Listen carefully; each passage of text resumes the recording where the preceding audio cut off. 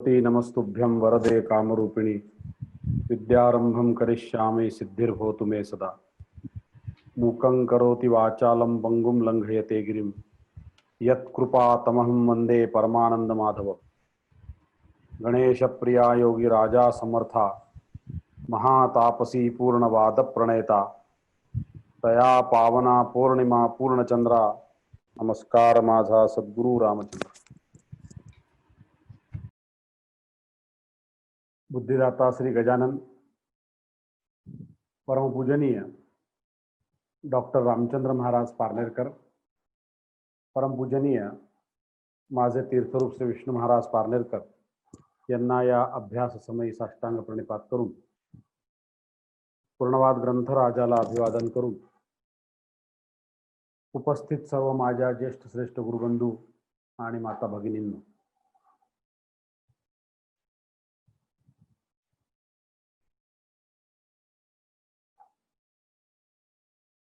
पूर्णवादाच्या या अभ्यासाचं हे 12 दिवसाचं एक तप आपण या ठिकाणी त्या अर्थाने पूर्ण करत आहोत।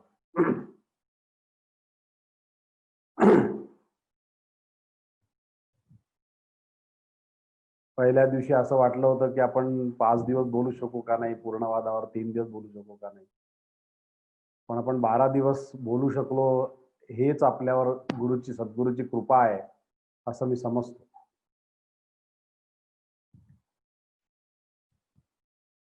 नाही तर एखाद्या विषयावर सलग 15 दिवस बोलणं, विषय समजणं सांगणं हा आणखी नंतरचा विषय झाला, पण 15 दिवस सलग आपल्याला बोलता येणं हाच एक मोठा अभ्यास माझ्या दृष्टीने होता।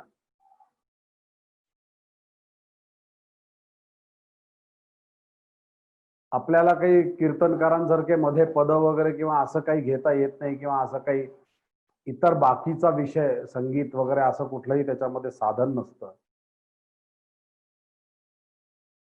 डोक्यात विचार चालू ठेवायचे आणि बाहेर ते ओठातून तोंडातून मुखातून ते व्यक्त करायचे। ती एक तपश्चर्याच असते आणि देवानं आपल्याकडून ती करून घेतो आहे। सद्गुरूच्या आशीर्वादानं ते होत आहे आणि ते होत राहो अशी ईश्वराला प्रार्थना आपण या निमित्तानं करू। मी बोलतोय म्हणजे तुम्ही सर्वच बोलत आहात असं मी समजतो।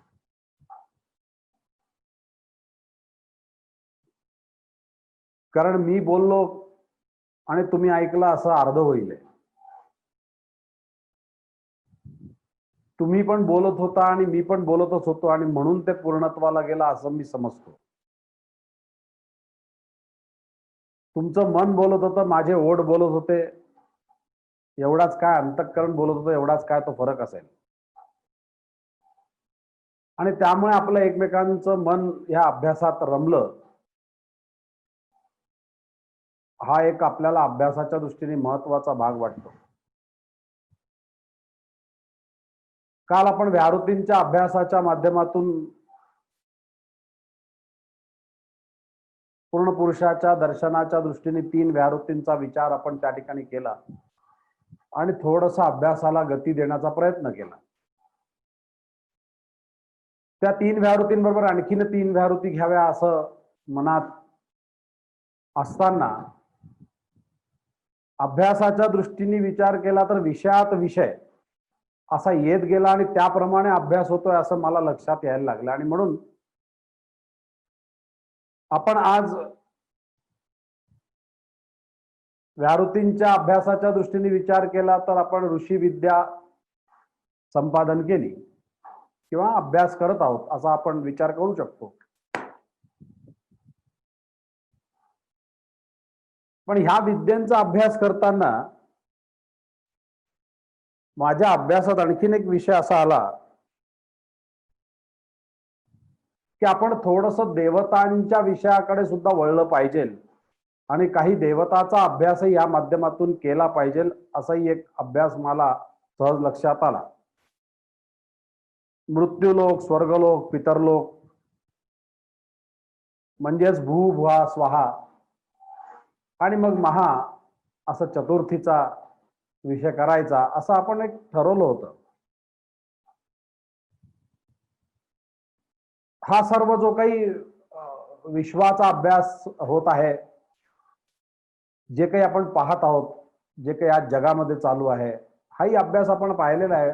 आपण जसा व्याहृतींच्या माध्यमातून या ब्रह्मांडाचा अभ्यास करतोय, पूर्ण पुरुषाच्या माध्यमातून या ब्रह्मांडाचा विचार करतोय, तसा खगोलशास्त्रज्ञ सुद्धा याचा विचार करतायत, ज्याला आपण एक्स्ट्रोफिजिक्स असं म्हणतो. त्याचा आपण काल विचार केला. ते ध्यान योगानुगतानुपश्यन देवात्मशक्तीम, असं देवात्मशक्ती सगुणैर निगुणाम असा विचारात आपण घेऊन ध्यानाचा योगाचा अभ्यास आपण विचारात घेतला. पण आपण त्याला थोडस एक टप्पा घेऊन आपण थोडासा देवताचा अभ्यास करता येतोय का त्याच्या आधी, याचा थोडासा विचार करू. मग माझ्यासमोर देवता म्हणल्यानंतर सर्वात ज्या देवतेचा विचार आला ती देवता म्हणजे सविता देवता. असा माझ्यासमोर प्रश्न उत्तर आलं त्याचं की सविता देवतेचा, सविता म्हणजे सविता या कोणत्या देवाला म्हणतात? सविता म्हणजे सूर्य देवता, ज्याची शक्ती आपण ऐकली परवा की सावित्रीम ब्रह्मांडम असा आपण ज्याचा विषय ऐकला. सविता काय संकल्पना आहे? सविता म्हणजे काय आहे? वरुण काय आहे? अग्नी काय आहे? याचा आपण थोडासा विचार केलाय. पण सविता म्हणजे सूर्य असं आपण प्रत्यक्ष रूपानं पाहूया. सूर्य हे कोणाला ज्ञात नाहीये, कोणाला माहिती नाहीये. सूर्य हा विषय तशा अर्थानं पाहू जाता आपण रोज पाहणारा विषय आहे. रोज त्याला पाहतो, रोज भेटतो, रोज दर्शन घेतो, असा तो सूर्य आहे. आणि म्हणून सर्वांना ज्ञात असणाऱ्या अशा विषयाकडून सांगण्याची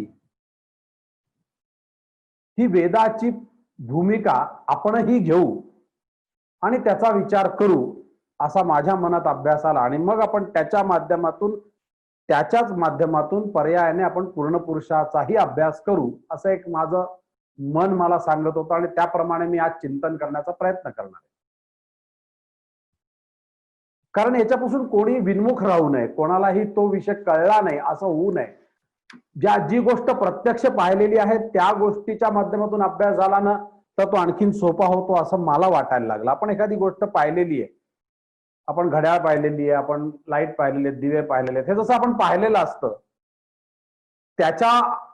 त्याची उदाहरणं देऊन किंवा त्याचा अभ्यास करून जर एखादा विषय प्रतिपादित केला गेला तर तो आम्ही पाहिलेला असतो. जसं मी तुम्हाला काही वेळेस पारनेरचं उदाहरण देतो, महाराजांचं उदाहरण देतो, भाऊंचं उदाहरण देतो, मंदिरातलं उदाहरण देतो, जीवनकला मंडळाचे उदाहरण देतो, इथली उदाहरण देतो, परिवारातले उदाहरण देतो.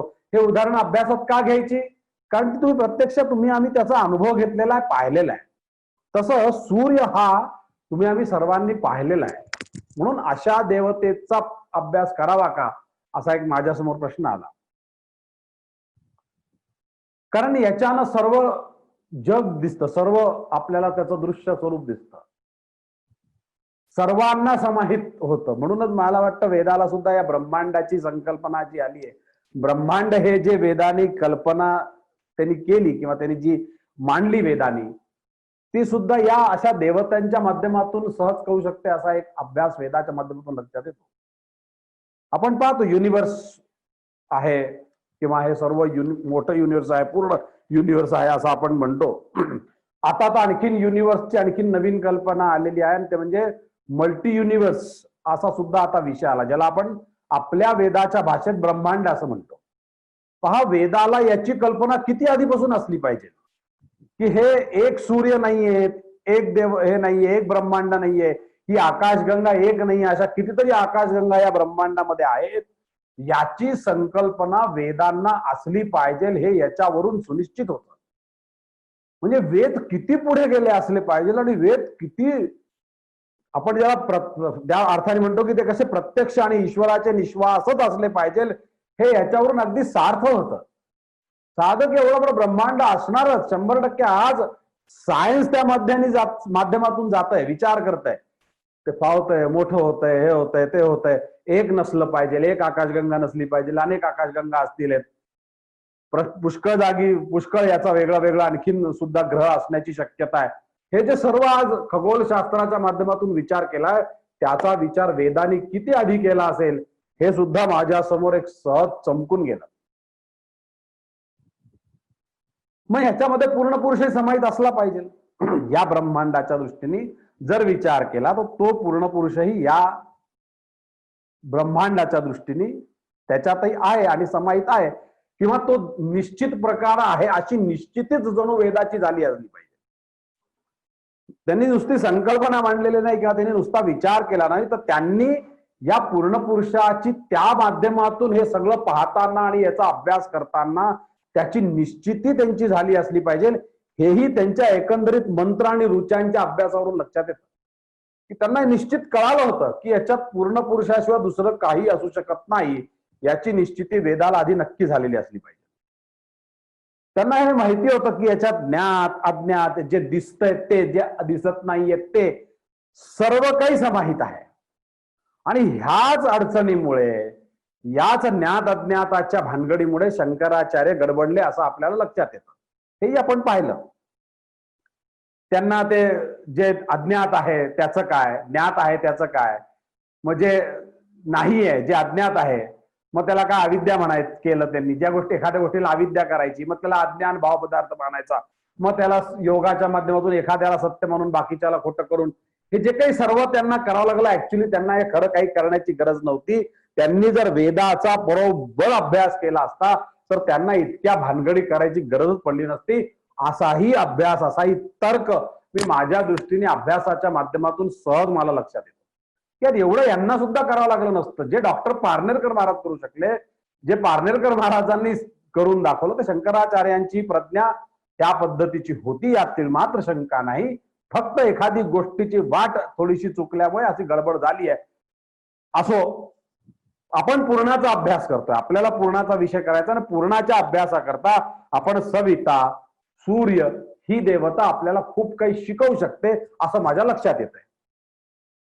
आपण पाहिले की 6 भुवनांचा आपण विचार केला, 6 भुवनांचा आपण अभ्यास केला काल. पितृलोकातले आणि मातृलोकातले असे 6 भुवन, मातृलोक, पितृलोक असं आपण पाहिलं.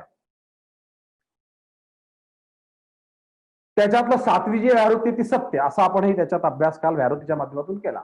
आता याच्यात आणखीन एक विचार या ठिकाणी माझ्या अंतःकरणात आला आणि तो म्हणजे असं की हे सत्य सुद्धा आधी ठरवलेलं नव्हतं.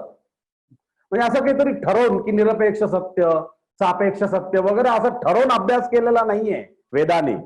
ते सत्य प्रत्यक्ष पाहिल्याशिवाय, प्रत्यक्ष असल्याशिवाय वेदाला हा अभ्यास करता आला नाहीये, हे सुद्धा या ठिकाणी सहज लक्षात येतं.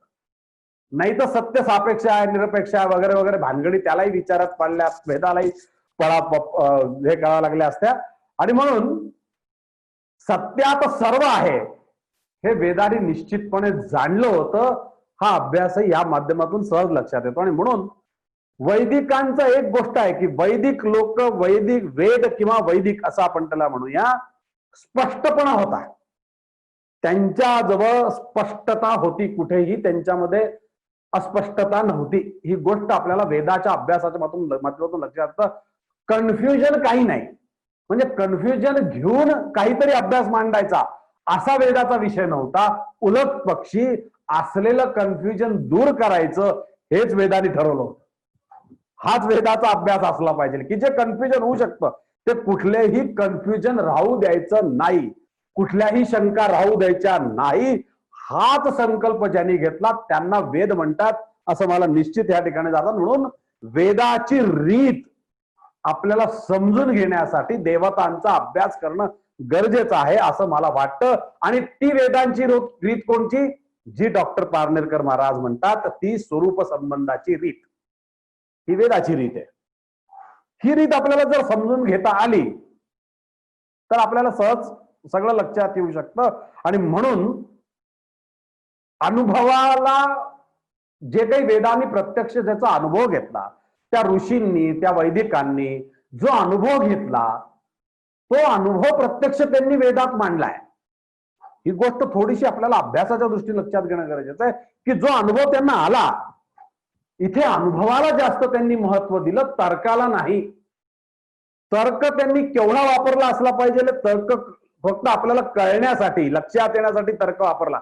आपण ज्याला म्हणतो ना की अन्नात चव येण्याकरता किती मीठ लागतं, तसा ह्या वेदामध्ये अनुभवाच्या या अभ्यासाला परिपूर्णता देण्यासाठी मिठा इतकाच तर्क वापरलेला आहे.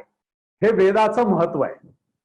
हे जर आपल्याला कळालं ना, थोडस आपण जर थोडं या अभ्यासामध्ये खोलात शिरलो, बघा तुम्ही, म्हणजे मी सांगतो म्हणून नाही बंधू भगिनी, आता मी सांगतो, तुम्ही ऐकताय, यात मात्र शंका नाही. पण तुम्ही सुद्धा जे मी तुम्हाला आपण आतापर्यंत सांगितलेले, समजा जे काही तुम्ही ऐकलंय, आपण अभ्यास केलाय, त्याचं तुम्ही सुद्धा ह्या निमित्तानं तुम्हाला जसा वेळ मिळेल, जशी शक्यता होईल, तुम्ही याचा थोडस चिंतन करण्याचा प्रयत्न करा. ती एखादी रुचा घेऊन बघा, ती एखादा शब्द घेऊन बघा, ते एखादं महावाक्य घेऊन बघा, त्याच्यावर प्रश्न निर्माण करा, त्याचं उत्तर शोधण्याचा प्रयत्न करा. त्याचं कुठे वेदात सापडतं का? याचा अर्थ आपण काही सगळे वेद पाठ केले पाहिजे आणि वेदाचा सर्व आपल्याला अभ्यास आला पाहिजे आणि सगळ्या रुचा समजल्याच पाहिजे असं नसतं. शोधण्याचा प्रयत्न केला, जिज्ञासा निर्माण झाली आणि त्याची जाणीव धरली तर निश्चित प्रकारे आपण पोहोचू शकतो, असा माझा विश्वास आहे. आणि हा विश्वास मला येणाऱ्या या 15 दिवसाच्या अभ्यासात मिळालेला आहे. हे मी अगदी छातीत ठोकपणे सांगू शकतो. मला सुद्धा इतका विश्वास नव्हता की मी इतका अभ्यास करू शकीन, इतका विचार करू शकीन. माझी काही एवढी प्राज्ञा नाहीये, माझी काही एवढी बुद्धी तल्लख नाहीये, मी काही एवढा हुशार नाहीये, मी काही शाळेतला हुशार विद्यार्थी नाही, बॅक बेंचरच आहे, हे मला माहिती आहे. पण तरी सुद्धा मला हे निश्चित कळालं की आपण जर थोडा गांभीर्याने विचार केला आणि आपण जर थोडस शिरण्याचा प्रयत्न केला तर आपल्याला समजू शकतं इतकं पूर्ण वादामध्ये आहे. आणि म्हणून हा अनुभवाचा अभ्यास तुमच्या माझ्या दृष्टीने करण्याचा फार महत्व आहे. आणि आपण सूर्याचा अनुभव तर किती वेळा किती घेतो? कमीत कमी दिवसातून 12 तास तरी आपण सूर्याचा अनुभव घेतो. किती वेळ घेतो? कमीत कमी. तसं पाहायला गेलं तर 24 तास म्हटलं तरी हरकत नाही. पण किमान आपण असं म्हणू की सूर्योदयापासून ते सूर्यास्तापर्यंत तरी आपण सूर्याचा अनुभव निश्चित घेतो. आणि म्हणून ह्याची एक रुचा आहे, याचं एक सूर्याचं एक स्तोत्र आहे. कोणतं स्तोत्र आहे? तुम्हाला सर्वांना माहिती येते, सौर सूक्त या नावाचं एक स्तोत्र आहे. आणि त्याच्यामध्ये एक मंत्र आलाय. कोणचा मंत्र आलाय? सूर्य आत्मा जगतस्तस्तुषश्चः. त्याचा पूर्ण मंत्र असा आहे, जो मंत्र डोळ्यासाठी सुद्धा वापरला जातो. डोळे जर नंबर घालवायचा असेल, डोळ्यावर जर काही अडचण आली असेल तर त्याच्यासाठी योग्य माणसाकडून त्याचा कोणी त्या मंत्राला व्हायरल केलं आणि तो मंत्र घेतला तर तो मंत्र घेतल्यात जमा होत नाही, ही गोष्ट लक्षात ठेवा. कोणतंही सूक्त असो, कोणतंही मंत्र असो, असं हे करून कोणी घेण्यासारखं नसतं, त्याला आज्ञाच लागते. ही गोष्ट आपण विसरून चालणार नाही. चित्रं देवानामुदगादनीकं चक्षुर्मित्रस्य वर्णस्याग्नेः आप्राद्यावा पृथिवी अंतरिक्षम सूर्य आत्मा जगतस्तस्तुषश्चः. हा तो मंत्र आहे. आपल्याला आत्मा आहे, आपल्याला आत्मा आहे. आपण आत्मा वै सत्यम असं म्हणत असतो. जर आपल्याला आत्मा आहे तर जगालाही आत्मा असला पाहिजे, हे निश्चित आहे. कारण विश्व हे जसं आपण ईश्वराचे स्वरूप आहे, हा मी जसा ईश्वराचं स्वरूप आहे, तसं जगही ईश्वराचं स्वरूप आहे. मग जर मला आत्मा आहे तर या जगाला आत्मा नको का?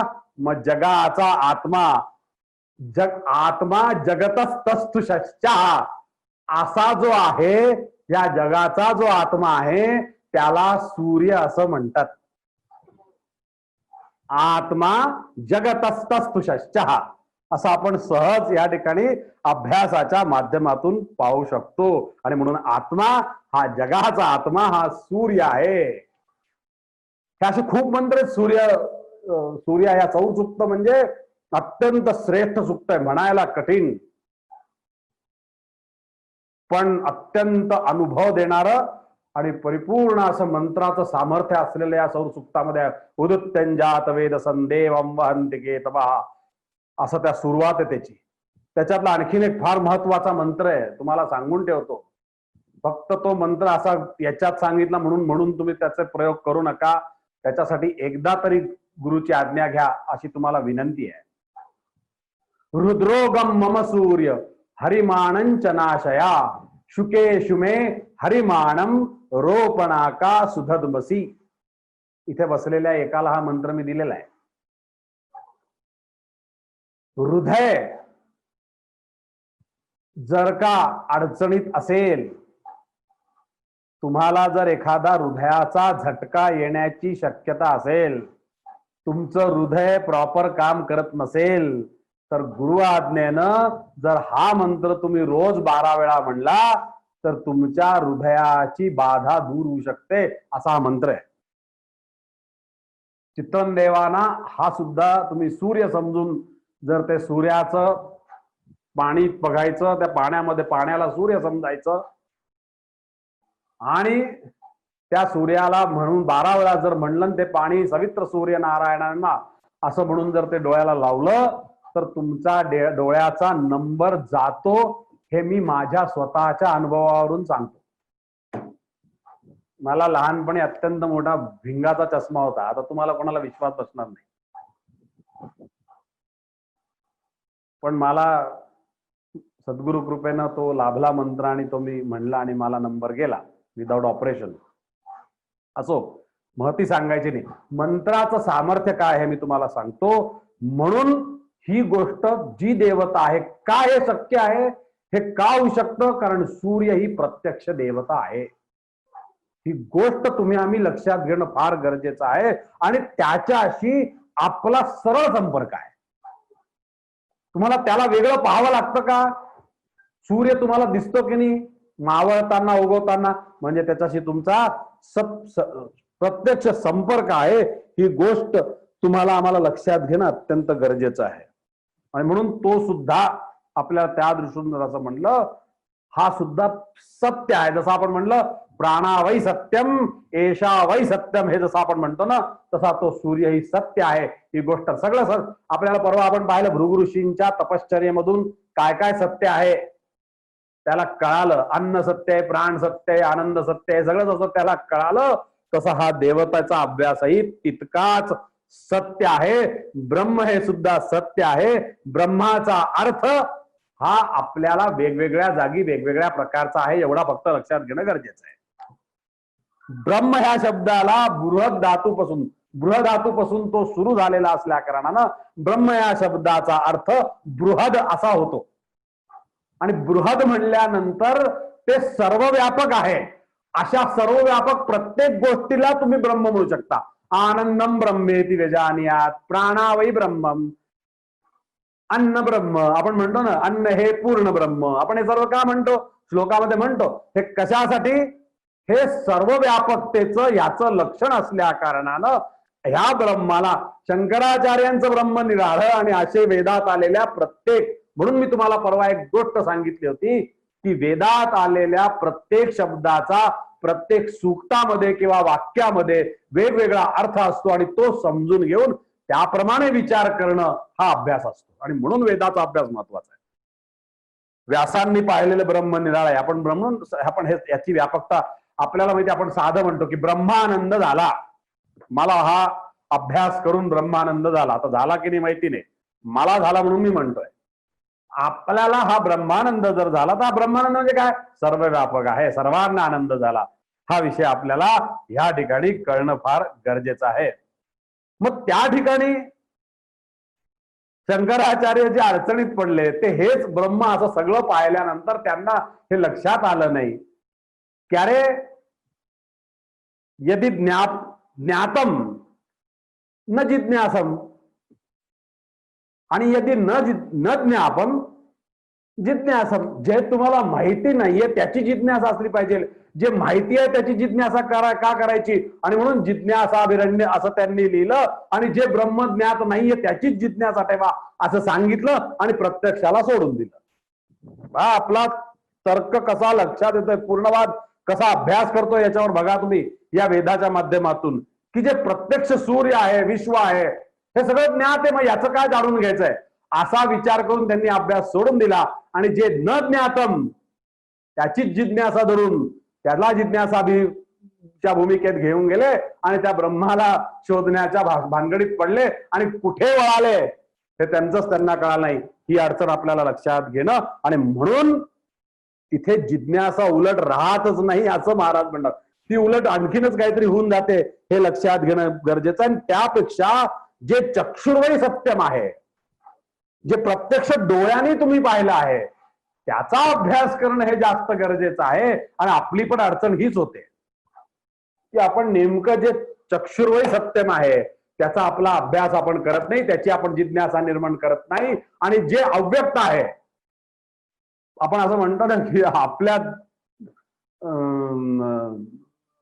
ताटातलं तूप कमी दिसतं दुसऱ्याच्या ताटात, हे का? आपल्याला ते अव्यक्त वाटत असतं, हे व्यक्त वाटत असतं. आपल्याला ते आपल्याला दिसत असतं की नाही अरे आपलं कमी आहे.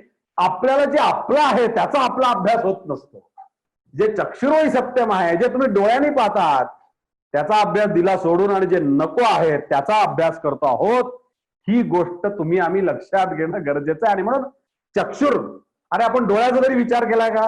जरा जाऊ द्या, आपल्याला आपले डोळे माहिती आहेत. आपण आपल्या डोळ्याचा जरी कधी विचार केलाय का? पाहिलेत का? साहित्यिक अलंकाराच्या माध्यमातून आपण डोळ्याचा बराच उपयोग केलाय, विचार करतो. ते सोडून द्या, डोळे शेकणं सोडून द्या, डोळ्याचा अभ्यास त्या माध्यमातून सोडून द्या. पण डोळ्याचा विचार मी तुम्हाला आज सांगतो. मी तुम्हाला परवा एक गोष्ट सांगितली कालच्या अभ्यासात. काय सांगितली होती? की 2 सूर्य आहेत असं मी तुम्हाला सांगितलं होतं. एक स्वर्गातला सूर्य आहे आणि एक हा आपल्याला दिसतो त्याचं प्रतिबिंब, तो एक आहे. त्या स्वर्गातला सूर्य आणखी त्याच्याही पेक्षा जास्त तेजस्वी वगैरे आहे, वगैरे वगैरे वगैरे. मी तुम्हाला सर्व सांगितलं होतं. आपल्या विश्व, आपलं जर का जे काही विश्व आहे त्या आपल्या विश्वासाठी आपल्यातलं तेज म्हणजे जर काही असेल तर आपले सुद्धा हे 2 डोळे म्हणजे सूर्य आहेत. आणि म्हणून तो सूर्याच्या मंत्रानेच ते बरे होतात, हे आपल्याला अभ्यासात लक्षात घेणं गरजेचं आहे. हे आपले डोळे सुद्धा ना हे जुलमी गडे नाहीयेत, ही गोष्ट लक्षात घ्या. साहित्यिकांनी वेगवेगळ्या भाषा वापरून याला काहीतरी वेगळ्या ठिकाणावर नेऊन ठेवलं आणि जे नको पाहायला ते न पाहायला शिकवलं. ही भूमिका आपल्याजवळ लक्षात घेणं फार गरजेचं आहे. आणि म्हणून आपण ह्याचा अभ्यास केला पाहिजे. सूर्य किती लांब आहे, काय आहे आपण पाहतो. कोणचा ग्रह सूर्याच्या जवळ आहे, कोणचा ग्रह सूर्याच्या जवळ नाहीये. गुरु जवळ आहे, आणखी शुक्र लांब आहे. का लांब आहे? त्याचा काय परिणाम होतो? प्रत्येक ग्रह कोणचा लांब आहे? बुध लांब आहे, चंद्र सगळ्यात जवळ आहे. हे सर्व आपल्याला जे लक्षात येतं, हा अभ्यास हे सर्व खगोलशास्त्राचा सुद्धा तुम्ही आम्ही अभ्यास करणं गरजेचं आहे. आणि म्हणून आपल्याला या सूर्याचा अभ्यास करणं, कारण हा सूर्य जो आहे ना, हा सूर्य सर्वाच्या भोवती आहे. सूर्य एका बाजूनी नाहीये. तुम्ही आम्ही संध्येत एक मंत्र म्हणतो पहा, तुम्हाला मी आज सूर्याचे वेगवेगळे आयाम दाखवतो. आज सविता पुरस्तात, सवितोद्धरातात, सवितोत्तरातात, सविता न सुवतु सर्वतातिम, सविता नो रासतान दीर्घमायु. असा एक सूर्य आपण संध्येत म्हणणारा मंत्र आहे हा. आणि हा सौर सूक्तातलाच मंत्र आहे.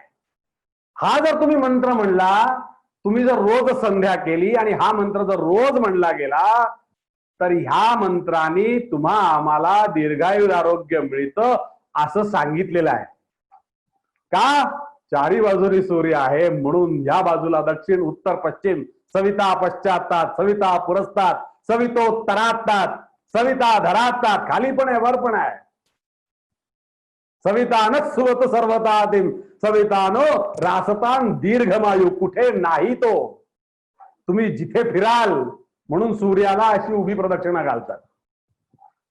आपण जेव्हा सूर्याला नमस्कार करतो ना तेव्हा अशी प्रदक्षिणा घालण्याची एक प्रथा आहे.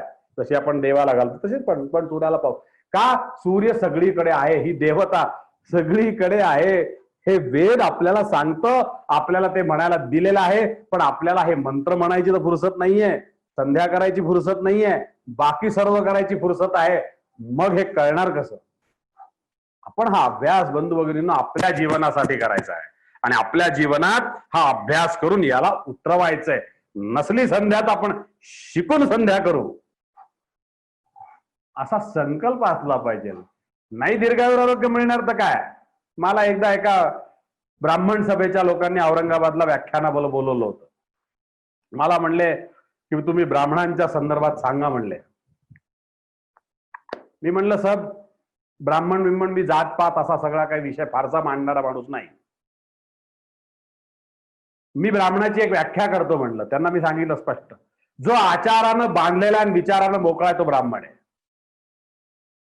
तो कुठल्या याचा मी त्याला फारसं डोक्यात घेत नाही. आणि मी एकच गोष्ट सांगतो, अशा प्रत्येक ब्राह्मणानं आचार पाळला की त्याला कशाची भीती करायची गरज नाही, हे मी छातीत ठोकपणे सांगतो. त्यांच्याकडे एक घटना घडली होती. एक मुलगा कुठल्या तरी याच्याने कोणीतरी त्याच्यावर काहीतरी अडचण निर्माण करून दिली होती आणि त्याचा परिणाम झाला होता. त्याच्या दृष्टीने त्याला दुसऱ्या जातीच्या लोकांनी काहीतरी केलं असल्या कारणानं, जसं आता आपल्या एक साधूंचं घडलं मुंबईमध्ये, जे प्रकरण घडलं आपण पाहतो आहोत, या सर्वांचं जसं घडलं तसं त्याच्यावर काहीतरी घटना घडली. आणि त्यांना असं वाटलं होतं की मी असं सांगीन की मग आता आपण ब्राह्मणांनी काहीतरी उठाव घेतला पाहिजे, हे केलं पाहिजे. अरे, ब्राह्मण मुळातच अग्रतश्चतुरो वेदः पृष्ठतः सचरंदनु इदम ब्रह्म इदम क्षात्रम शापादपि शरादपि असा असणारा हा माणूस व्यक्ती आचार पाळला, जानवं गळ्यात असलं तर कोणाची मजाले तलवार येऊन सुद्धा तुम्हाला मारून देईल. म्हणून आचार पाळणं गरजेचं आहे. म्हणून तर आम्हाला शापादपि शरादपि सारखा आशीर्वाद देण्याची ताकद आहे. म्हणून पूर्णवादी मंडळींना आचार्याचं प्राधान्य आहे. ही गोष्ट तुम्हाला सांगतो का, हे सूर्य सर्वदर्शन आहे. सूर्याचं सर्वदर्शन आपल्याला सर्वदूरून घेणं हे अपेक्षित आहे. आणि म्हणूनच ही सर्व व्यापकताच पूर्ण पुरुष समजायला आपल्याला कामी पडते. म्हणून सूर्य समजला की पूर्ण पुरुष समजू शकतो, असा माझा विश्वास आहे. हा अभ्यास आम्ही जर लक्षात घेतला, आणि म्हणून पूर्ण पुरुष समजणं कठीण होऊन बसते का, तर आम्ही ह्या देवतांचा अभ्यास करत नाही, हे आपल्याला समजत नाही. म्हणून आपण जे काल 3 भुवन पाहिले ना, त्याच्यानंतर ते महा जो येतो, चौथं भुवन, त्या चौथ्या भुवनाला महा असं म्हणतात. आणि त्याला तिथे पोहोचल्यानंतर जो माणूस तपश्चर्या करून या विद्या प्राप्त करून जो महा या उपाधीपर्यंत पोहोचतो, त्याला महाचमस्य असं म्हणतात. त्याला ती पदवी प्राप्त होते. ही गोष्ट लक्षात ठेवा. महाचमस्य, थोडा पुढे अभ्यास येईल त्याचा. भू भुवा स्वाहा महापर्यंत पोहोचला अभ्यासाच्या माध्यमातून की तो महाचमस्य असा होतो. ही गोष्ट आम्ही लक्षात ठेवा. आणि म्हणून गायत्री मंत्राच्या ह्या ताकदीसाठी आपण सुरुवातीला ओम भू भुव स्वाहा हे लावतो, आणि पुढचा जो 24 अर्थाचा मंत्र आहे तो जसा आपण ज्या पद्धतीने करू त्या पद्धतीने जर आपण पुढे गेलो तर आपण महाचमस्येपर्यंत पोहोचू शकतो आणि आपण पूर्ण पुरुषाचा अभ्यासाकरता प्रवीण होऊ शकतो, असा विश्वास या ठिकाणी गायत्री मंत्राच्या माध्यमातून दिलेला आहे. तर ही गोष्ट अभ्यासाकरता फार महत्वाची आहे. सोपी नाही. आपल्याला इतका अभ्यास वाटतो तसा सोपा नाहीये. आणि म्हणून आपल्याला याची पूजा करायला सांगितलं. पण पूजा तो सुद्धा सशक्तिक आहे. सूर्य सुद्धा सशक्तिक आहे. तशी पूजा सुद्धा आम्हाला सशक्तीच सांगितली आहे. सावित्री तुम्हाला मी परवा सांगितले की त्याची शक्ती सांगितली मी तुम्हाला परवा. तशी आम्हाला सुद्धा एक शक्ती, आमची पत्नी ही आमची अर्धांगिनी आपण ज्याला म्हणतो ती शक्ती आहे. आणि शक्तीशिवाय सूर्याची उपासना नाही असं सांगितलेलं आहे. सशक्तिकम आवाहयामी. आपण पूजेत मंत्र म्हणताना सुद्धा सशक्तिकम, कोणत्याही देवाला त्याच्या सशक्तिक बोलवतो आणि म्हणून आपण सशक्तिक बसतो. पण इथे पुन्हा स्त्री मग तिने हातच का लावायचा आणि मग ते पाणीच का घ्यायचं, आम्ही का नाही पाणी घ्यायचं, मग यांनी का नाही हात लावायचा. अरे बाबा, हे वाद आम्हाला वेदाने आम्हाला काय नाही, तुझ्यामध्ये जी शक्ती आहे तिचा संचार तू पास केली तर ती आम्हाला पुढे शक्ती मिळते. हे कोणी सांगायचं, तसं देवालाही आहे.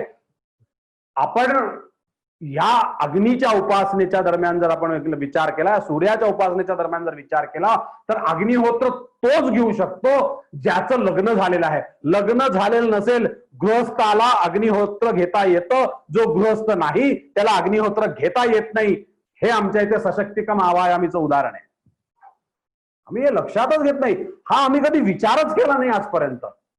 का आमच्या वैदिकांनी एवढं सर्व आम्हाला सांगून ठेवलंय आणि तरी सुद्धा आम्ही त्याच्यापासून दूर जातो आहोत, हे आम्हाला कळणं फार गरजेचं. आणि म्हणून आपल्याला या सूर्याचा दर्शन, सूर्याचा अभ्यास आम्हाला कळणं फार गरजेचं आहे. त्या अंतरिक्षातल्या सूर्याचा आपण थोडासा विचार केला पाहिजे, त्याचा सुद्धा अभ्यास केला पाहिजे. तो कसा आहे, तो कसा आरूढ आहे? तो अश्वारूढ, म्हणजे त्याचा रथ आहे. आणि रथ कसा आहे तर त्याला रथाला सप्ताश्वा, 7 त्याचे रथ आहेत, 7 घोडे आहेत त्याला, असं म्हणलेलं आहे. पण त्याचा एक अर्थ काही जण असाही लावतात अभ्यासाच्या दरम्यान, मी पाहिलं की त्या सप्ताश्वा नावाचा, त्याचं नावच सप्ताश्वा आहे, असं ते एकच घोडा आहे, असंही काही जण लावतात. आता हा वेगवेगळा अभ्यास असतो, काही काही याच्याप्रमाणे अभ्यास बदलतो.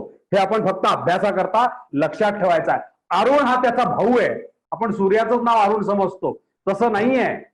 महाराजांनी कथा आपल्याला सांगितली आहे, अरुण हा सूर्याचा भाऊ आहे आणि तो त्याचं सारथ्य करतोय, हे सुद्धा सांगितलेलं आहे. हे आपल्याला सांगितलं नाही असं नाही, आपल्याला बऱ्याच गोष्टी आपण शिकलेलो आहोत, फक्त त्याचा आपल्याला बोध राहत नाही, आपण त्याचा बोध ठेवत नाही, अभ्यास ठेवत नाही, म्हणून त्याला आपल्याला. आणि त्याचं आणखीन एक वैशिष्ट्य आहे, आणि ते म्हणजे त्याच्या रथाला एकच चक्र आहे असं सांगितलेलं आहे. आणि त्याच्यावरून आपल्याला जर लक्षात घ्यायचा असेल, हा सप्तश्वा हा विचार केला तर त्याचा दुसरा भाग, हे सप्तश्वा म्हणजे कोण, तर त्याचे असलेले हे सप्तभ्याऋती जे आहेत, या सप्तभ्याऋती म्हणजे त्याचे घोडे आहेत, असाही एक अर्थ आहे. अभ्यासाकरता हे सगळं लक्षात ठेवणं गरजेचं आहे. उदुत्यंजात वेदसं देवम वहंती केतवः, हा त्याचा मंत्र आहे. मी तुम्हाला परवा सांगितलं होतं की त्याला देव वहन करून घेऊन जातात. त्याचे मित्र आहेत अग्नी, अरुण, हे त्याचा भाऊ आहे, जसे असे त्याचे वेगवेगळे मित्र आहेत. त्याची 12 सूर्य नावं आहेत, सूर्याची 12 नावं आहेत, आपल्याला सर्वांना माहिती आहे. आता हे सर्व युवावस्थेमध्ये सूर्यनमस्कार करायचे असतात. आमच्या युवा फोरमला अनेक वेळा महाराजांनी सांगून सुद्धा आजही ते बाहेर जाऊन सूर्याला नमस्कार केला त्यांनी तरी खूप आहे.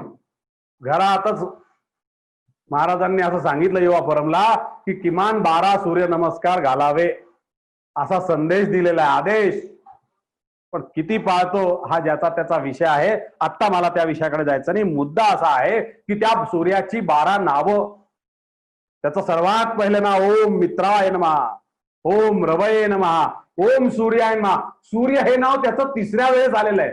मग त्याच्या आधी 2 अभ्यास आहेत, रवी आहे आणि मित्र आहे. या मित्राचा सुद्धा अभ्यास, हे सर्व खूप बारीक आहे हो. मला तर किती सांगावं किती नाही असं होत आहे. इतका अभ्यास आहे याच्यामध्ये, इतकं बारकाईने याच्यामध्ये विचार केलेला आहे.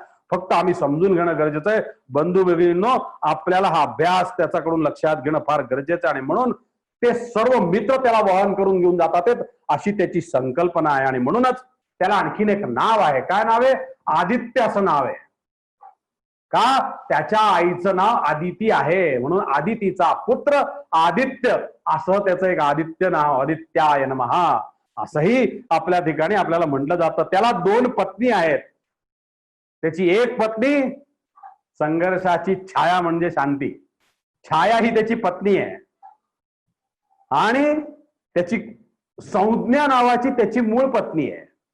पण त्या संज्ञा या पत्नीला त्याची जी काही तेज होतं ते तेज सहन न झाल्यामुळे तिने आपल्या याच्यातून एक छाया नावाची स्त्री निर्माण केली आणि ती स्त्री सूर्याची पत्नी म्हणून पुढे गेली, असं सांगितलेलं आहे.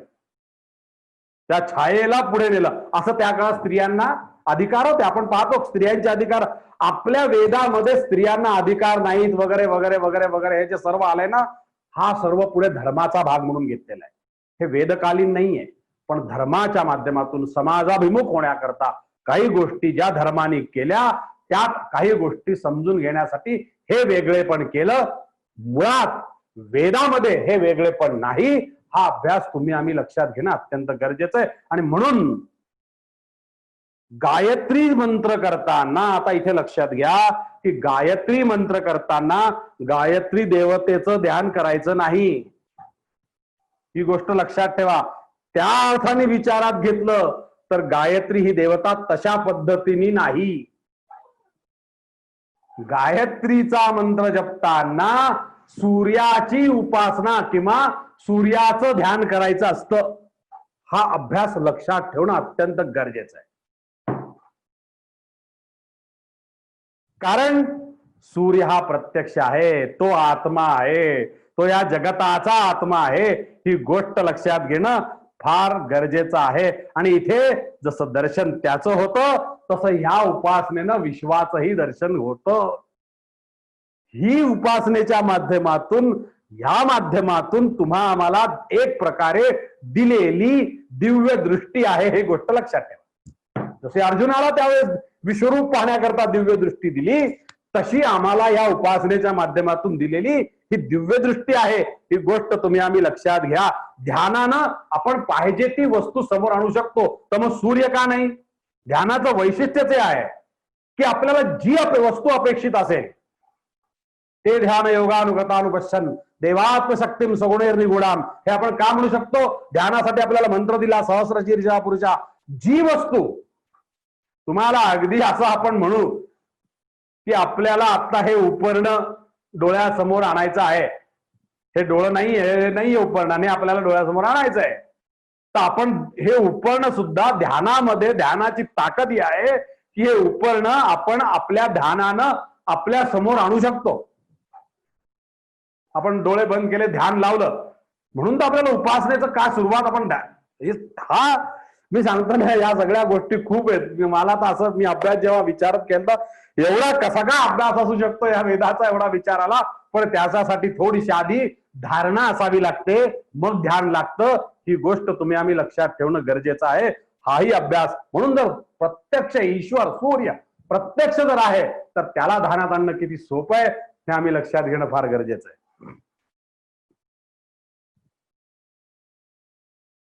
आणि म्हणून आता आपण इथे थोडासा पुन्हा आपल्या या सूर्य देवतेच्या माध्यमातूनच आपल्या भारूतींचाही थोडासा मध्ये मध्ये विचार घेत आपण पुढे जाऊ.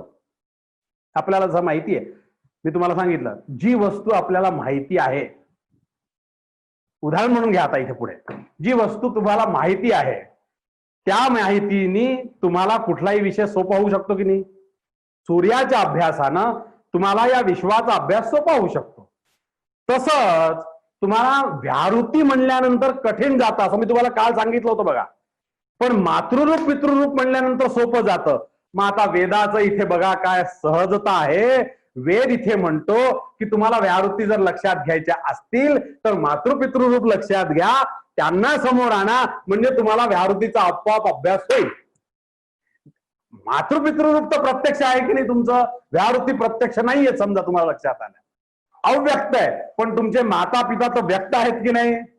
मग त्या माता पितांना आणा समोर, घ्या आणि त्या भुवनांची कल्पना करा, ध्यान लावा आणि मग बघा. हे तर वैद्याचं वैशिष्ट्य आहे. म्हणून वेद काहीही गूढ ठेवत नाही. जे गूढ ठेवत नाही त्यांना वेद म्हणतात. ही भूमिका लक्षात. म्हणून जे प्रत्यक्ष आहे ते प्रत्यक्ष पाहण्याची दृष्टी पाहूनच द्रष्टे पण येत असतं, ही गोष्ट लक्षात ठेवा. प्रत्यक्षानच. आपली अडचण अशी आहे, आपण इंग्रजीचा आपल्यावर पगडा असल्यामुळे, शिक्षणाचा पगडा असल्यामुळे आपण हिअरसेवर जास्त विचार करतो. हिअरसे म्हणजे कानाने ऐकलंय याच्यावर आपल्याला जास्त आपण विचार करणारी माणसं आहोत. त्यापेक्षा वेदाच्या माध्यमातून जर विचार केला तर चक्षुर्वै सत्यम हे जास्त महत्वाचं आहे. जे डोळ्यांनी पाहिलं त्याच्यावर विचार करा. आणि म्हणून जे दिसतंय त्याच्यापेक्षा पाहण्याला जास्त महत्व आलं. हा अभ्यास आहे. दिसण्यापेक्षा पाहण्याला आपल्या भारतीय परंपरेत जास्त महत्व आलं. दिसतं तसं नसतं म्हणून जग फसतं, हे जे म्हणतात त्याचं कारण हे आहे.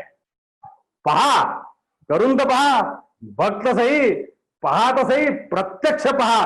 प्रत्यक्षाची गाठ घेऊनच ही गोष्ट जर आपल्याला कळाली तर आपल्याला सहज सोपं जाईल. आणि म्हणून सूर्य हा प्रत्यक्ष आहे.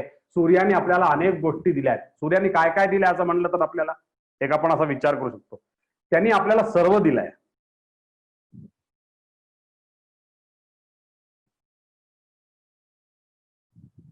ततो रात्र्य जायत ततः समुद्रो अर्णवः समुद्रादर्णवादधी संवत्सरो अजायता, असा मंत्र आपण म्हणतो. हे सगळे मंत्र ऍक्च्युली खरं पाहायला गेलं ना तर हे सगळे मंत्र आपण म्हणलेले आहेत.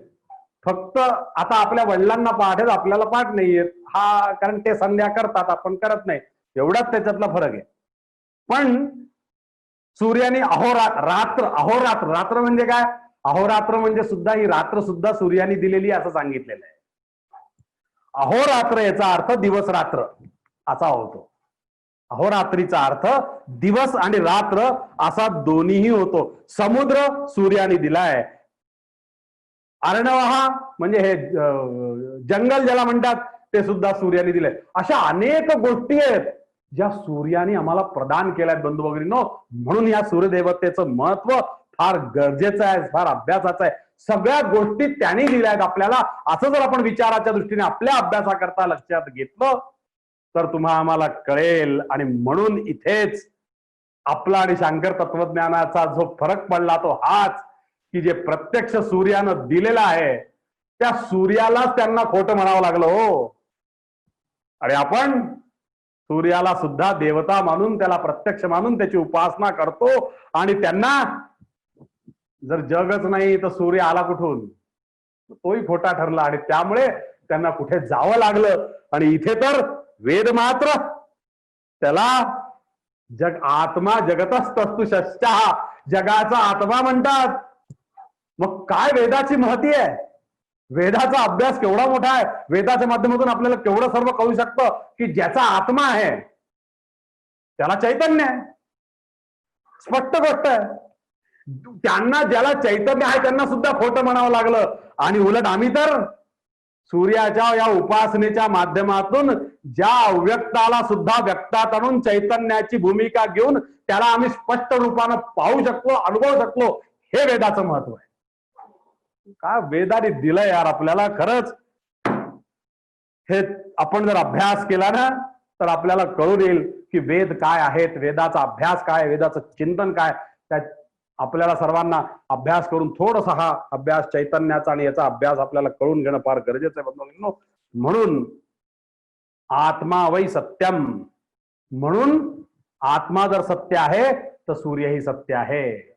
जर आमचा आत्मा सत्य आहे, तेच म्हणतात ना आत्मा हा सत्य आहे, ते आत्म्याला मानतात. शंकराचार्य सुद्धा आत्म्याला मानतात. मग आत्म्याला जर मानतात तर मग जगाच्या आत्म्याला का नाही मानत, प्रश्न आहे आपल्या समोर. जर तुम्ही एक आत्मा मानता आणि जगाच्या आत्म्याला नाही म्हणत, हाच प्रॉब्लेम झाला. का एका ब्रह्माला सत्य म्हणण्याचं हे सगळं प्रॉब्लेम झाला. हे सगळं त्यांना खोटं ठरवावं लागलं. आणि वेद मात्र आणि पूर्णवाद मात्र प्रत्येकाला स्वरूप संबंधानं पाहतो. आणि त्यामुळे जगाचाही आत्मा आहे आणि तो सूर्य आहे. आणि म्हणून सूर्याची उपासना ही अत्यंत महत्वाची आहे असं आपल्याला सांगतात.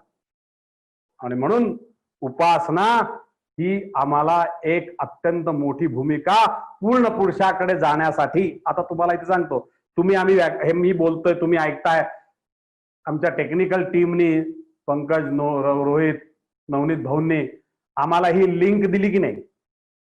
तेव्हा पूर्ण पुरुषाकडे जाण्यासाठी उपासना ही तुम्हाला आम्हाला दिलेली लिंक आहे. ही गोष्ट जर आम्ही लिंक म्हणून लक्षात घेतली, पण त्याला जॉईन व्हावं लागतं. त्याला तुमचं उपासनेचं बँकवेट ज्याला आपण तुम्ही म्हणता ते पॉवरफुल असावं लागतं. तुम्हाला अशी लिंक मिळते का, तुमचं नेटवर्क जर कमजोर असलं तर तुम्हाला लिंक सापडेल का. मग नेटवर्क चांगलं असण्यासाठी तुम्हाला अभ्यास करणं गरजेचं आहे की नाही. आणि ते प्रत्यक्षाशी गाठ असल्याशिवाय आहे का. यार केवढी सुंदर लिंक दिली आहे, वैज्ञानिक. चलो तुमच्या आमच्या भाषेत उपासना इज अ लिंक. आपल्याला पूर्ण पुरुषाला जायला रस्ता देऊन दिला. काय सुंदर आहे. आणि डायरेक्ट बटन दाबलं जॉईन म्हणल्याबरोबर, ध्यान धरल्याबरोबर आला समोर सूर्य, डोळ्यासमोर सूर्य देवता आली. लागलो उपासनेला. ओम भूर्भुवस्सुवः तत्सवितुर्वरेण्यं भर्गो देवस्य धीमहि धियो यो नः प्रचोदयात्. सुरू झाला मंत्र, जॉईन झालो, त्याच्याशी लिंक लागून गेली. त्यांनी आपल्याला पुढचा रस्ता दाखवायला सुरुवात करून दिली. गेलो, निघालो. अरे काय सुंदर रस्ता आहे पूर्ण पुरुषाकडे जाण्याकरता. आणि आणखीन हे तर काय ध्यान धारणा लावा. मग ब्रह्मानुभूतीच्या वरती जाऊच शकत नाही. आणि ती सुद्धा जगताचं भान सोडून. अरे इतकी सुंदर लिंक दिलेली असताना जगताचं भान सोडून तुम्हाला दुसरीकडे जावं लागतं. याला म्हणतात देव देता आणि कर्म नेतं म्हणतात, ती ही गोष्ट आहे. आपल्याला सोडून दे, आपल्याला त्या विषयात जायचं नाही. आणि म्हणून आपल्याला एक गोष्ट लक्षात ठेवायची की तो पूर्ण पुरुष तोच. तुम्हाला त्यासाठी एक गोष्ट दिली आहे, ही लिंक उपासनेची जी दिलेली आहे ती पूर्ण पुरुषापर्यंत जाण्यासाठी आहे. फक्त मधला एक टप्पा थोडासा सूर्याचा घ्या, एवढं तुम्हाला प्रार्थना आहे. सूर्याचा टप्पा घेतला, चेंडूला टप्पा बाउन्सर नको, चेंडूला टप्पा दिल्याशिवाय जीवनाचा चेंडू टप्प्याने पाहिजे तिथे बरोबर वळवता येतो. हे उपासनेचं महत्व आहे. हा उपासनेचा अभ्यास आहे. आम्ही जर त्या पद्धतीने केला तर आम्हाला ते दर्शन निश्चित होऊ शकतं असा आम्हाला विश्वास आहे. आणि म्हणून आपण त्या पद्धतीनं ह्या व्यावृत्तीचा सुद्धा अभ्यास केला पाहिजे. आपल्याला इथे लक्षात आलं पाहिजे की तो पूर्ण पुरुष काय आहे. याच्यात काय लिहिलेलं, आपल्या मंत्रात काय लिहिलंय, तिसरो मातृन तीन पितृन बिभ्रत एकहा नेमव ग्लापयंती, म्हणजे त्याला कधी ग्लानी येत नाही. तो या शब्दाचा अर्थ काय, नेमव ग्लापयंती म्हणजे काय, त्याला कधीही ज्याला ग्लानी येत नाही, म्हणजे जो कधी थकत नाही. पूर्ण पुरुष तो जो कधी थकत नाही. साधा विषय आहे. देवतांना तो विषय दिलाय. शंकर अस्त्यश्नः तो वृद्ध आहे, विष्णू यंग आहे, आणि ब्रह्मा किंवा जीव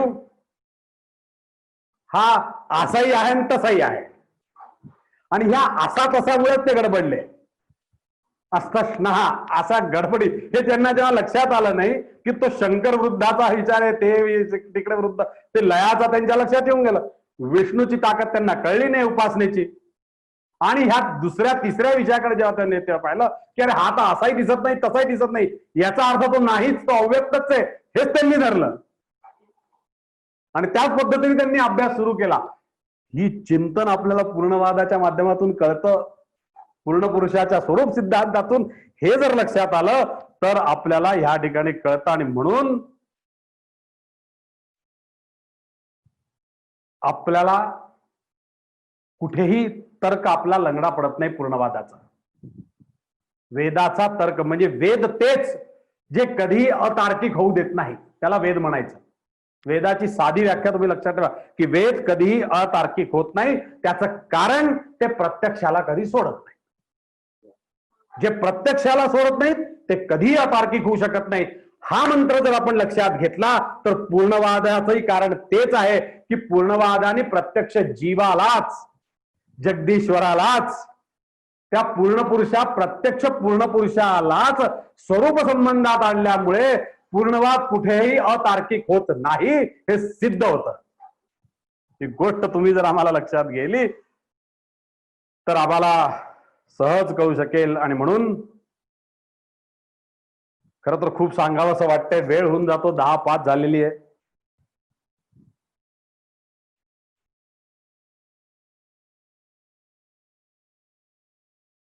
घेऊ का नको असा प्रश्न माझ्या समोर आलाय, म्हणून मी थांबलो. पण एक थोडासा जेवढा 5-10 मिनिटं घेता येईल तेवढं घेतो. माफी असावी, पहिलेच माफी मागतो. पण कुठल्याही गोष्टीला वेद सोडत नाहीत हा विषय आम्ही लक्षात घेणं फार गरजेचं आहे. अगदी मी तर असं म्हणेन त्याला अभ्यासाकरता की अव्यक्ताला सुद्धा वेद सोडत नाहीत. अव्यक्ताला सुद्धा जे स्वरूपात आणतात त्यांनाच वेद म्हणतात, अशी माझी व्याख्या आहे. लक्षात घ्या. आत्म्याचा अर्थ, आत्म्याला ज्याला आत्मा आहे किंवा जे व्यक्त आहे त्याला तर ते स्वरूपात घेतातच. पण व्यक्त जरी एक रूप झाले तरी अव्यक्ताला सुद्धा स्वरूप आहे हे जे सांगतात तेच वेद आहेत आणि तेच पूर्णवादाने केलं. याचा अर्थ काय, अविद्येला सुद्धा विद्येत करतात. आमच्या वेदाची ताकदच ही आहे की जी अविद्या आहे तिला सुद्धा विद्या करता येते. ही अव्यक्त व्यक्ताची जी रीत आहे ना, महाराजांनी कशा पद्धतीने सोडली आणि पुढे काय झाली हा आपण पुढचा विचार निश्चित घेऊया. थोडं राहिलंय. त्याच्या ठिकाणी आपल्याला व्यक्ताव्यक्त काय आहे हे आम्हाला तुम्हाला कळेल. आणि म्हणून हे ज्याच्या रूपानं व्यक्त आहे आणि अव्यक्त आहे हे ज्याच्या माध्यमातून कळू शकतं. जेव्हा आपल्याला तो रात्र होती तेव्हा तो अव्यक्तात जातो त्या अर्थानं, आणि दिवस होतो तेव्हा तो पुन्हा व्यक्त होतो, नव्या रूपाने उगवेल असा विश्वास असतो. पण जे अव्यक्त आहे आपल्याला हा विश्वास असतो की उद्या परत हे व्यक्त होणार. याचा अर्थच व्यक्त अव्यक्त होता आणि अव्यक्त व्यक्त होता हा अभ्यास आम्हाला लक्षात घेतला पाहिजे. आणि म्हणून सूर्याला आत्मा म्हणलं आहे. आत्मा व्यक्तही होतो आणि अव्यक्तही होतो, ही लक्षात गेली. हा अभ्यास आहे, हे चिंतन आहे, हे पूर्णवादानं मांडलेलं अत्यंत मार्मिक आपल्या दृष्टीने चिंतन आहे. आणि म्हणून महाराजांनी पण याला आपल्याला अडचण येते, या व्यक्ताव्यक्तीची रीत पकडली ना की जी अभ्यासाच्या अर्थ रिकामा त्याच्यामध्ये तर्क शोधावा लागतो. मग हे अव्यक्त का ते व्यक्त का असे अनेक प्रश्न त्याच्यामध्ये येतात. आणि म्हणून महाराजांनी ही रीत सोडली आणि त्यांनी जी रीत पकडली, पहा वेदांनी जी रीत पकडली त्याला स्वरूपाची रीत म्हणतात. आणि डॉक्टर पारनेरकर महाराजांनी या व्यक्ताव्यक्तपेक्षा एक नवा आणखी शब्द आणला, त्याची रीत म्हणजे अंतःप्रेरणेची रीत असं त्याला म्हणतात. डॉक्टर पारनेरकर महाराजांनी अंतःप्रेरणा घेऊन त्याची रीत समोर आणून व्यक्ताला अव्यक्त आणि अव्यक्ताला व्यक्त करण्याचं काम अंतःप्रेरणेतून होऊ शकतं, ही भूमिका पटवून देऊन त्याप्रमाणे पूर्णवादाची मांडणी केली आहे. आणि म्हणून हृदगत आहे, ही गोष्ट लक्षात ठेवा. हा अभ्यास फार महत्वाचा आहे, खूप बारीक आहे, सूक्ष्म आहे, थोडा गहन आहे, थोडा जाताना थोडं जरा जास्त जड होत आहे, मला माहिती आहे. पण जायल्याशिवाय पर्याय नाहीये. थोडासा घाट आहे, घाट म्हणल्यावर जरा गाडी, पण आपण माहिर आहे, आज 40 वर्ष झाले गाडी चालवतोय आपण, त्यामुळे आपल्याला काही टेन्शन नाहीये. चला, ज्याला सवय असते घाटात गाडी चालवायची त्याला काही टेन्शन नाही. हा आपला अभ्यासाच्या दृष्टीने फार महत्वाचा. आणि म्हणून आपल्याला व्यक्त आणि अव्यक्ताचा भेद संपवण्यासाठी किंवा सांगण्यासाठी ज्याचा अभ्यास करायला सांगितला तो सौरसुक्ताचा किंवा सूर्याचा अभ्यास आहे. ही गोष्ट तुम्ही आम्ही लक्षात ठेवा. तुम्हाला जर तुम्ही अभ्यास केली तर तुम्हाला याचा निश्चित अभ्यास होईल असा माझा विश्वास आहे. जन्माला आलेलाच मरतं की नाही आणि मेलेलाच माणूस जन्माला येतो की नाही? मग जर जन्म म्हणजे तो व्यक्तात आला आणि मेला म्हणजे तो अव्यक्तात गेला, तर मग अव्यक्तच व्यक्तात येतं आणि व्यक्तच अव्यक्तात येतं, हे आम्हाला कळणं अपेक्षित आहे की नाही? म्हणून तर आम्ही जीव आणि आत्म्याला जो एक मानतो ना, त्याचं कारणच हे आहे की तोच जीव आणि आत्मा पुन्हा व्यक्त होतो आणि तोच आत्मा पुन्हा अव्यक्तात जातो आणि नव्या जीवाच्या माध्यमातून एकरूप होऊन येतो. का व्यक्ताव्यक्ततेची रीत आहे. आणि महाराज हे आणि हे का होतं, हे सर्व कशामुळे आलं आपल्याला जर लक्षात आलं तर ही त्याची लीला आहे असं आपण तिथे म्हणू शकतो. ती ईश्वराची लीला आहे. का? त्याच्या स्वरूपामुळे ही लीला निर्माण होते. अनेक रूपाय विष्णवे प्रभ विष्णवे, हे अनेक रूप घेणं हेच तर त्याचं काम आहे, हेच तर तो करतोय. म्हणून तर त्याचा स्वरूप सिद्धांत आहे. हा अभ्यास आहे, चिंतन ज्याच्यातून कळतं त्याला सूर्याची उपासना म्हणतात. म्हणून आज सूर्यदेवतेचं महत्व तुमच्या समोर ठेवलं. आणि म्हणून अव्यक्तासाठी जे असतं त्याला ध्यान असं म्हणतात. आणि ध्यानाने आपण पाहिलं, जे आवडलं असेल आपल्याला, जे दिसावं असं अपेक्षित असेल, जे वाटत असेल ते आपण ध्यानाने आणू शकतो. ही भूमिका आपल्याला या ठिकाणी करता येते. अव्यक्त व्यक्त करता येतं त्यालाच ध्यान म्हणतात. एवढी ध्यानाची व्याख्या लक्षात ठेवा. जे आपल्याला अव्यक्त आहे त्याला व्यक्तात आणण्यासाठी ध्यान हा मार्ग आहे. ही भूमिका आपल्याला लक्षात घेणे. आणि जे व्यक्त आहे त्याला साधण्यासाठी, आता इथे लक्षात घ्यायचा, अव्यक्ताला व्यक्तात आणण्यासाठी ध्यान आहे. आणि जे व्यक्त आहे, आपण ज्याला आपली इष्टदेवता म्हणतो असं आपण म्हणू, ती व्यक्त आहे, आमच्या समोर आहे, आम्हाला माहिती आहे की आमची इष्टदेवता आहे. त्या व्यक्ताला आपल्याला लक्षात घेण्यासाठी येण्यासाठी जो मार्ग सांगितला त्याला उपासना म्हणतात. अव्यक्ताला व्यक्तात आणण्यासाठी ध्यान आणि ध्यानाला आपल्या माध्यमात आपल्या व्यक्ताला आपल्या अभ्यासात आपल्या स्वरूपात आणण्यासाठी आपल्या भूमिकेत आणण्यासाठी जे सांगितलं त्याला त्याचं दर्शन घेण्यासाठी उपासना आहे शास्त्र. अशी भूमिका महाराज आपल्याला सांगतात. आणि म्हणून हा सर्व अभ्यास आपण या ठिकाणी करत आहोत. खूप वेळ झालाय. व्याहृतींचा सुद्धा अभ्यास आपण जर केला तर त्या पद्धतीने वेगवेगळ्या पद्धतीने आहे. आपण साधं या व्याहृतीत सुद्धा पूर्ण पुरुषाचं दर्शन होऊन जातो. आपल्याला दिलंय, पूर्णवादात दिलंय. अगदी काय दिलंय? ओम भुवा. भू म्हणलं की तो एक शब्द आहे, म्हणजे हे त्याचं शीर आहे असं सांगितलेलं आहे. भू हे त्याचं शीर आहे असं सांगितलंय. हे ब्रह्मांड म्हणजे भूलोक, हे ब्रह्मांड केवढं मोठं आहे, हे त्याचं शीर केवढं मोठं आहे त्या पूर्ण पुरुषाचं, तर या ब्रह्मांड एवढं त्याचं शीर आहे. मग तो केवढा असेल असा प्रश्न आपल्यासमोर येऊ शकतो. भुवा हे दोन त्याचे बाहू आहेत, म्हणजे त्याचे हात आहेत, आणि स्वहा हे त्याचे दोन पाय आहेत.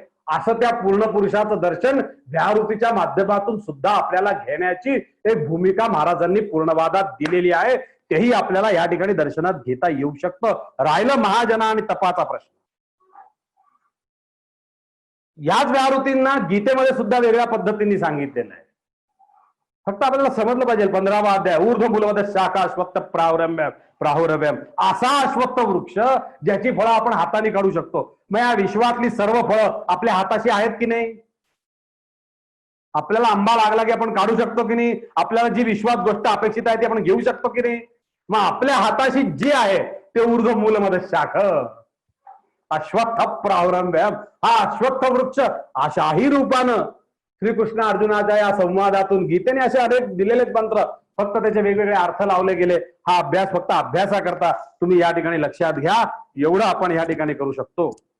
आणि म्हणून या तिन्हीला जे व्याप्त केलेलं म्हणतात, याला काय म्हणतात? याला त्रैलोक्य असं म्हणतात. किंवा तीन पावलात जी भूमी व्यापली त्याला त्रिपाद, किंवा त्याला त्रिपाद असं त्रिगुण त्रैलोक्य, त्यांनी आपल्याला हे त्रैलोक्य आहे असा त्याचा उल्लेख वेदामध्ये आलेला आहे. त्याला त्रैलोक्यम आपण म्हणतो. एक श्लोक कोणता म्हणतो? त्रैलोक्यम मंगलम कुरु. बाबा या त्रैलोक्याचं मंगल कर, असं आपल्याला या माध्यमातून शिकवलेलं आहे. आणि म्हणून या मंत्रांबरोबर, मंत्राच्या अभ्यासाबरोबर थोडासा देवतेंचा अभ्यास आपल्याला करणं अपेक्षित आहे. म्हणजे आपल्याला पूर्ण पुरुषाची संकल्पना 100% कळेल असा माझा विश्वास आहे. आणि आपण ज्या महाचमस्यापर्यंत जाण्याच्या अपेक्षित आहोत त्या महाचमस्यापर्यंत आपल्याला निश्चित पोहोचू शकतो. जो या तिन्ही लोकांना पूर्ण करून आपण चतुर्थीला जातो, त्या महापर्यंत जातो, तो सहजपणे महाचमस्य होतो असं आपल्याला महाराज या ठिकाणी शिकवतात. आणि म्हणून या तीन विद्या आहेत असं महाराजांनी काल आपल्याला सांगितलं. या तीन विद्या विश्वांतर्गत आहेत. भूभुवा स्वाहा या पहिल्या मातृरूपाच्या ज्या तीन विद्या आहेत ना, या तीन विद्या विश्वांतर्गत असल्या कारणानं यालाच अविद्या असं म्हणलेलं आहे. आता इथे थोडं राहिलंय, थोडं लक्षात घ्या. बारीक थोडं फास्ट जातोय मी, पण तुम्ही थोडं जर लक्षात घेतलं तर तुमच्या सर्व लक्षात येऊन जाईल की हे तीन विद्या ज्या आहेत या तीन विद्या या अविद्या आहेत. आता इथे आपल्याला गंमत, आपल्याला अभ्यास करायची आहे ती अशी की पूर्ण पुरुष. मग याच्यानंतर आपण जर विचार केला तर पहिल्या तीन अविद्या आहेत त्या विश्वांतर्गत येतात म्हणून. आणि महाजना तपहा ह्या विद्या आहेत. आणि म्हणून पूर्ण पुरुष ही विद्या ठरते. ही गोष्ट आपल्याला लक्षात घ्यायची आहे. आता याचं एक्सप्लेनेशन आणखीन पुढे विद्याविद्येमध्ये खूप आहे, पण आज मी ते घेत नाही. आज मी तुम्हाला फक्त त्याचा एक छोटासा आढावा घेतो आणि या ठिकाणी आपल्याला पुढच्या दृष्टीने आपण जाऊयात. आता आपल्याला ह्या समजून घ्यायच्या दृष्टीने काय करायचंय? येतो ना आवाज? चालू आहे ना? काही प्रॉब्लेम नाही ना? 1-2 मिनिटाचं राहिलंय, फक्त 5 मिनिटाचं राहिलंय, जास्त नाहीये. आपल्याला याचा आता विद्या किती आहेत? विद्या 16 विद्या असं आपल्याला म्हणलेलं आहे. 64 कला. आता आपण ह्या ठिकाणी लक्षात घ्यायचंय की ह्या प्रत्येक विद्येची चतुर्थी केली. पहा, प्रत्येक विद्येची चतुर्थी केली की ती, प्रत्येक व्याहृतीची चतुर्थी केली की ती विद्या होते. अशा या 4 भू भुवा स्वाहा महा या 4 विद्ये, जना आणि तपा हा थोडासा वरचा भाग आहे. त्याचा अभ्यासाच्या दृष्टीने अत्यंत निराळा विषय पुढे दिलेला आहे. महा म्हणजे मेहर असं जसं स्वर्गलोक आहे तसं मेहरलोक असं त्याला म्हणलेलं आहे. महालोक असं जसं म्हणते ना, तर महरलोक असं त्याचं एक नामविधान त्या ठिकाणी आलेलं आहे. या महालोकापर्यंत जायचं, महाचमस्यापर्यंत जाणं हे जास्त महत्वाचं आहे असं वेद सांगतो. आणि म्हणून या चारही विद्या आहेत आणि त्या चार विद्यांची प्रत्येकाची चतुर्थी केली म्हणजे आपल्याला त्या ठिकाणी 16 विद्या होतात. या 16 विद्या प्राप्त होतात आणि ह्या 16 विद्या झाल्यानंतर त्या 16 विद्यांची पुन्हा चतुर्थी केली प्रत्येकाची. थोडस घाईत सांगतोय पण फक्त लक्षात घ्या की या 16 विद्यांची पुन्हा चतुर्थी केली की त्या 64 कला होतात. ह्याच 16 विद्यांची चतुर्थी करत गेलो की 64 कला होतात. 16 हे आपण फक्त लक्षात ठेवण्याकरता मी आज तुम्हाला या ठिकाणी सांगतो. आणि म्हणून 16 विद्या आणि 64 कला यांनी जो समजतो त्याला पूर्ण पुरुष असं म्हणतात. 16 विद्यांनी आणि 64 कलांनी ज्याचं दर्शन आपण घेऊ शकतो तो पूर्ण पुरुष हे आपल्याला या ठिकाणी निश्चितप्रमाणे करू शकतं. आणि म्हणून एका अवस्थेत दुसरी अवस्था पाहायची, दुसऱ्या अवस्थेत तिसरी अवस्था पाहायची.